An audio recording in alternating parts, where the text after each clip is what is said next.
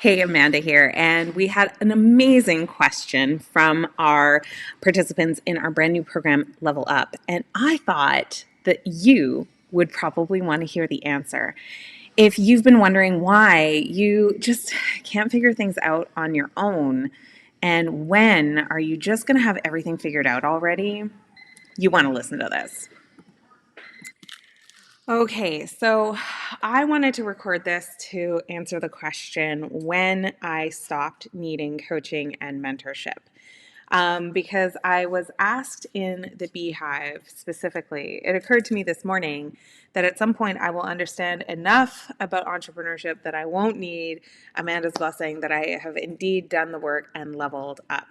Amanda Kaufman, how long did that take you, please? And I have never stopped getting coaching and mentorship. I have simply changed and traded up coaches over the years. So while I don't need necessarily the hand holding that I used to for things like stepping into a new CRM tool, actually, point of fact, I did earlier this year need hand holding for a particular tool that I was implementing in my business because it was a more advanced tool. Every level that you grow into presents a new devil. Like there's a new set of challenges at every single level that you level up. And so the mountains that I'm climbing now are presenting me with new and different challenges than what I was facing 5 years ago when I was in the shoes that you're in now. So I'm in a position now to be able to extend my hand back and say, here's the way, here's the path. And I can Sherpa you now on things that then 5 years ago, I would not be in a position to tell you, oh, yeah, send an email like this. Oh, yeah, here's the process now, right? Oh, yeah, feel so much permission to do this.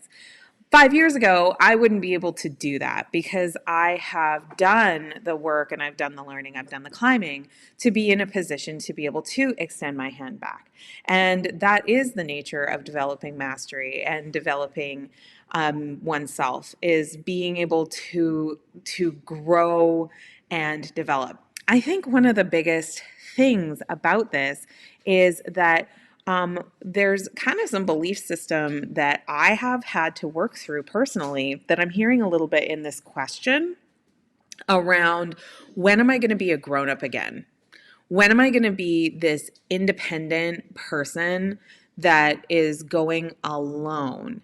And what I think that is related to is a lot of enculturation to a culture and society that rewards loneliness and isolation and independence to our detriment. I've really been thinking about this in a very, very heavy way lately. Not heavy in like a bad way, but heavy as in it is on my mind a lot. I've noticed that people really reject support systems.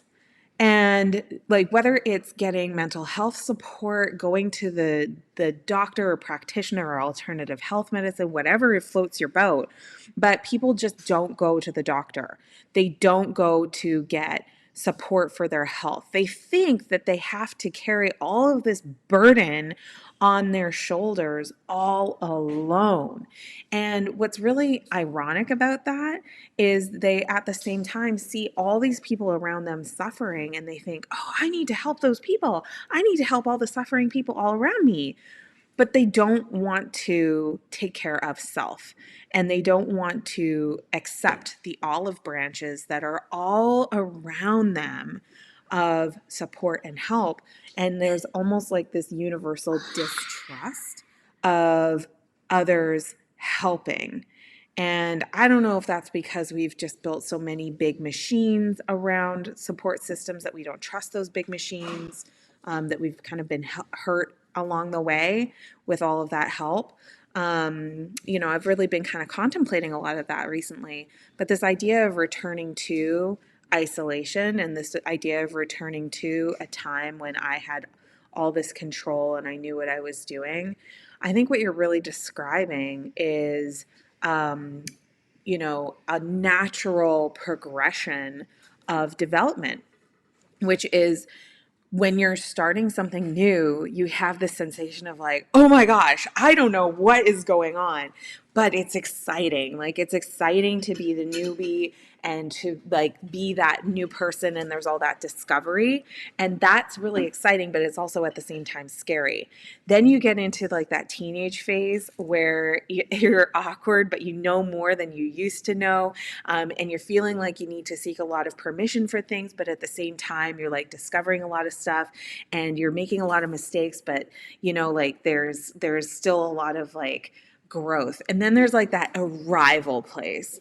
And that arrival place seems really comfortable, but I think it's the most dangerous place to be. And that arrival place is where you feel like, I got this. I got this. Everything's good. I know what to expect.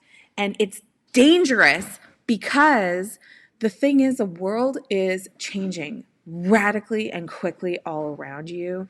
And if you don't know it, you're going to get sideswept so quickly, right? And you trick yourself into thinking and believing that you don't need to learn anymore. And that place of arrival is actually stagnation and decay. So I think it's better to be an awkward teenager and a learner, and that's why I have worked with a coach and a mentor the entire way. So there you go. That's my 2 cents.